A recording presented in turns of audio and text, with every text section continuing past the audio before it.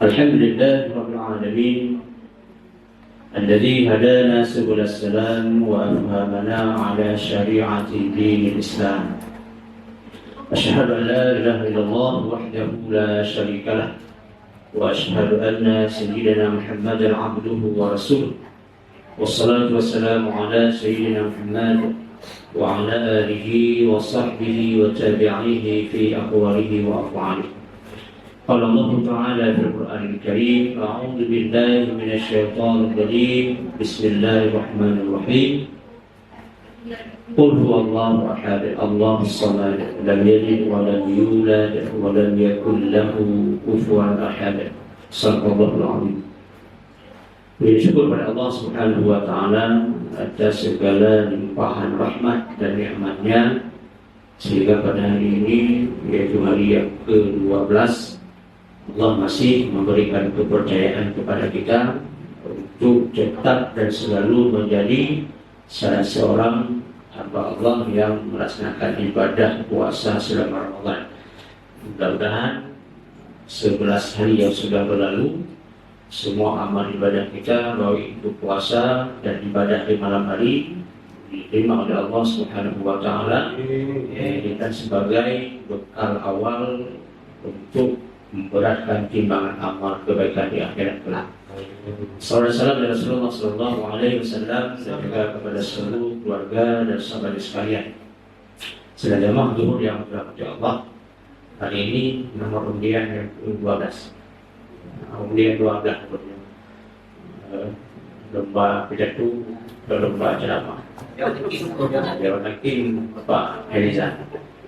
Jadi hari ini izinkankah saya lebih kurang 15 atau 20 menit kita ulang lagi sedikit pemahaman kita tentang ilmu agama, khususnya terkait dengan tema keberkahan Ramadan dalam keluarga. Lebih kurang, itulah lebih kurang. Bapak Ibu yang Allah Subhanahu wa Ta'ala, untuk menjadikan berkahnya Ramadan, mungkin lebih dahulu kita memahami tentang istilah-istilah apa itu Ramadan. Di antaranya itu ada 11 istilah, ada 11 buah nama Ramadan. Di antaranya itu adalah ada Ramadan itu disebut sebagai Syahrul Quran, artinya bulan Allah turunkan Al-Quran.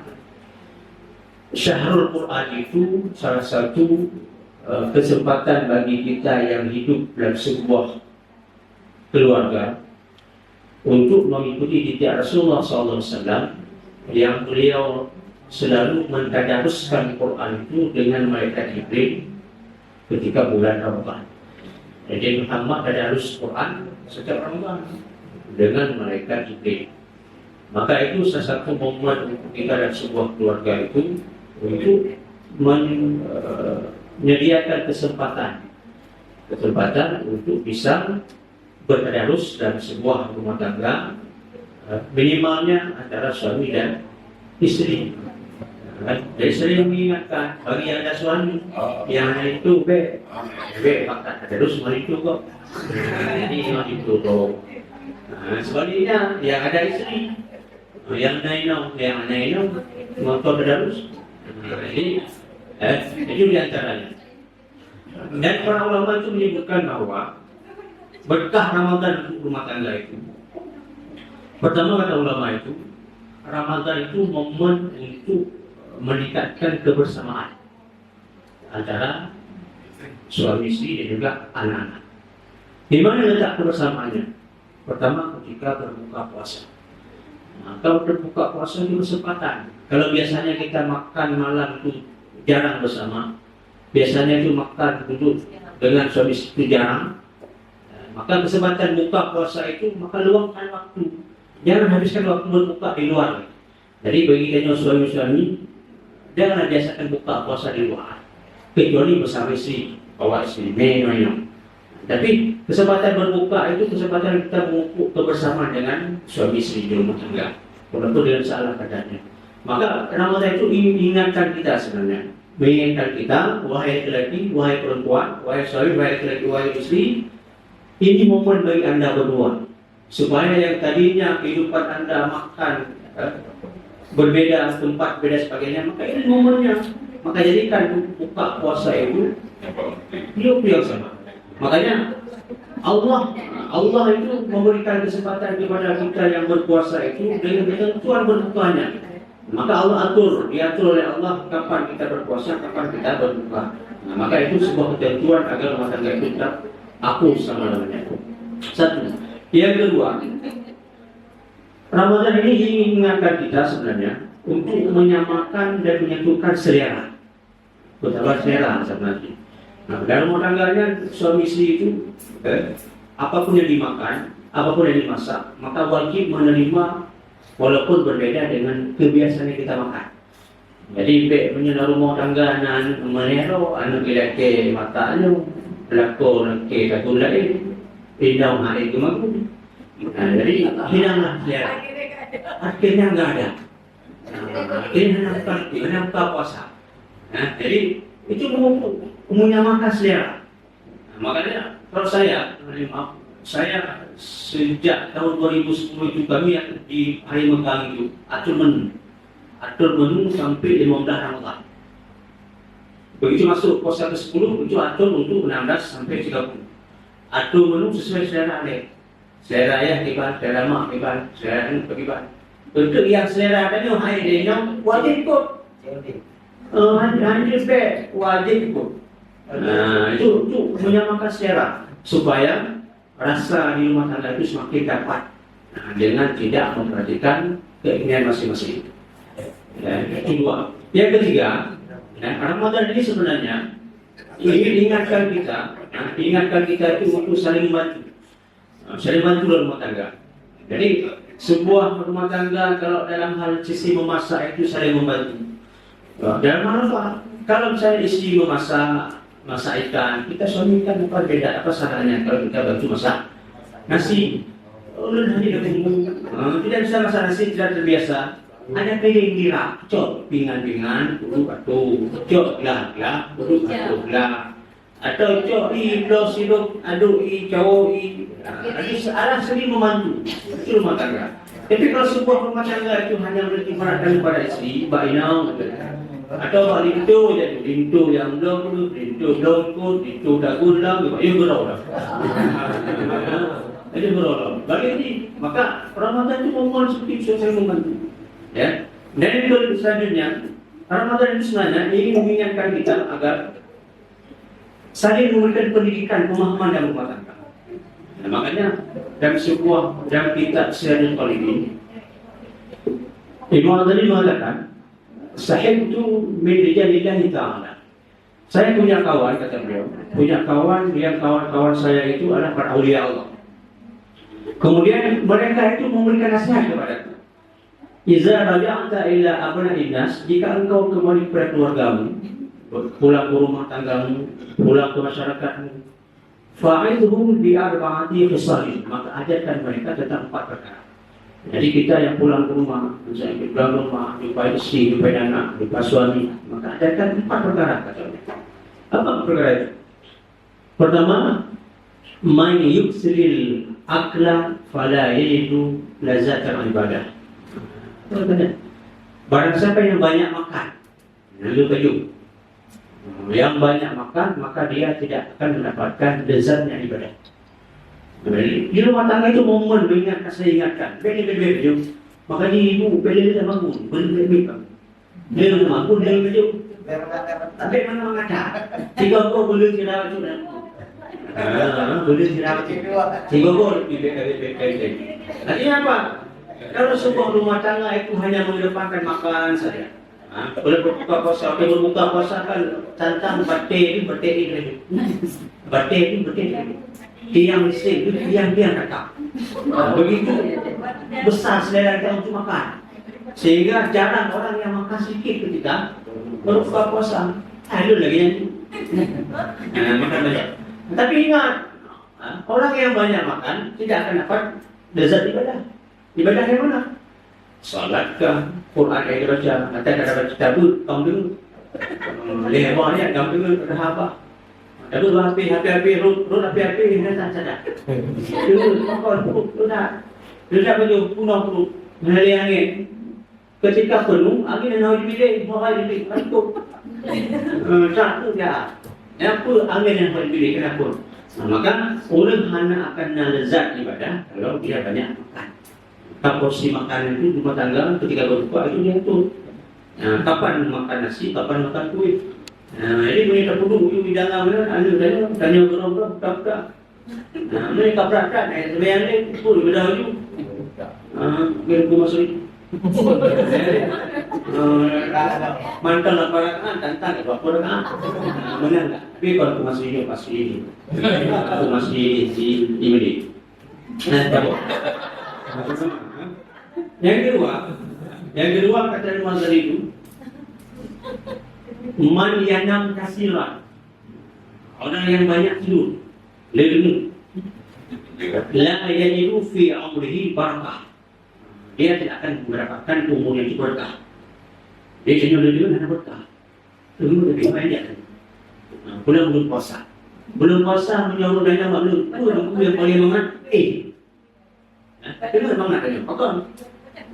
Kenapa dulu dia jadi. Maka di naulun yang cok hadis, mat hadis, naul muslimin ibadah tu tidurnya orang berpuasa ibadah. Jadi ibadah kalau tidur dengan maksud dengan niat tidak berbuat dosa. Mana ada kegugau, mana ada pengurgau, mana ada moyang, mana ke ibadah tidur. Tapi kalau tidur kita bukan karena itu, tidur supaya tidak lapar, tidak haus, dari subuh dari tidak boleh. Dia sah puasa. Puasa kita yang tidur dari subuh sampai dengan maghrib sah puasa. Tapi kita berdosa ketika meninggalkan ibadah kepada Allah. Sembahyang tidak ada, sholat zuhur mana, asar dosa. Karena dosa maka Allah hilangkan pahala puasa. Dia tidur boleh. Tidur itu hanya hak tubuh. Maka orang yang banyak tidur tidak akan ada berkah umur. Umurnya ada berkah. Kibah ada berkah. Malas ibadah, malas baca Quran, malas berzikir, malas sembahyang, bau meluk. Dua. Yang ketiga, man talaba irda'an nas. Barang siapa yang mencari menuntut keridaan manusia. Mereka dia tujuan bagi itu, ujian baginya. Fala tantadiru irda'a rabbi. Maka janganlah dia menanti keridaan Allah. Allah yang lupa. Punya banyak praktek berharap kepada manusia, walaupun suami sekalipun. Tuminam ibu, manggung dengan beliau dari itu. Memang bang, sekarang cukup. Mana dah? Kita sudah begini dok. Pada aja, nama. Kamu menunjukkan. Menunjukkan. Mana mana ada begini. Menunjukkan. Di Ulinam akan ada beliau. Tak ada. Tengok dagu jalan. Memang bang, mana? Tengok jalan. Leh peluru puasa, leh peluru yang kena. Yang kunci. Siapa artinya? Jangan selalu berpangku kepada kedudukan, pujian, kehormatan manusia, walaupun itu suami sendiri. Kalau mau ragam nanti, tujuh rena bukan, anda mau jadi. Dia bang, kok gagah dong? Makin tua, makin muda. Ini tak sulit sebenarnya. Pun dia banyak yang makin tua, makin muda, makin tua ni. Ayo orang makin tua, makin muda. Mana? Memang kamu ragam dia jual ini, tak mana? Kalau untuk angkut jangan. Dia mengharapkan pujian itu akan membuat Allah tidak ridha. Menyamakan Allah hanya ridha, maka Allah akan berikan berbagai macam persoalan yang berumah tangga. Itu tiga. Yang keempat, kata Al-Ghazali, man yusril kalam. Orang siapa yang banyak berbicara, minal fuduli wal ghibati, berkata-kata yang tidak ada manfaat. Pegang apa yang hana faedah. Wal ghibati dan juga galak pegang riba, dia biasa. Dia biasa penggalaknya. Riba fala yakhruju min ad-dunya ala din Islam. Maka janganlah dia keluar dari dunia ini dalam agama Islam.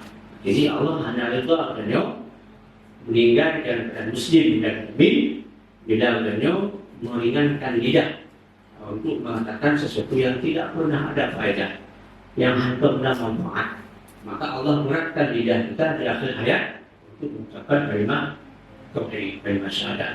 Tapi bagi orang-orang yang meringankan di akhir hayat dari kalimat tauhid, maka orang itu yang Allah beratkan lidah untuk mengatakan yang tidak perlu. Maka dalam momen puasa selama Ramadan, maka tertutup dalam tanggalnya. Toh pun mereka pada mata di tanggalnya sama Ramadan tidak banyak makan. Maka ketika Ramadan 30 hari dibiasakan tidak banyak makan, maka hari 2 Ramadan akan terbiasa. Terbiasa kita mengulangi makan. Belum investasi anggaran. Anggaran dekok. Anggaran dekok. Dalam minyak berangkat. Maka hemat langsung. Maksudnya orang enggak, karena efek itu rumah tangga. Efek itu rumah tangga. Cuman dalam makan dengan banyak, yang paling penting jangan lupa 5 tetes pipi. Ini yang penting. Ini penting. Ini makan tidak banyak tidak masalah. Ini yang lupa pipi. Banyak makan. Kemudian rumah tangga saya biasakan ajarkan anak keluarga kita jangan banyak berbicara, jangan banyak keluh.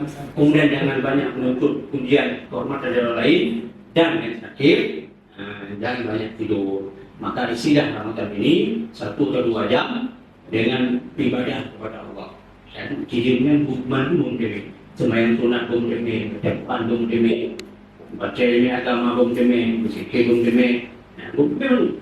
Maka hal-hal yang sedikit-sedikit itu akan bawa banyak yang tidak kira. Jangan semuanya, hanya le bukan apa, le menakik lupa le. Sehingga di akhirat nanti akan dapatkan kuota yang kecil, yang sedikit. Maka carilah kuota yang banyak di akhirat, walaupun kecil di dunia. Demikian Allah Ta'ala. Assalamualaikum warahmatullahi wabarakatuh. Waalaikumsalam.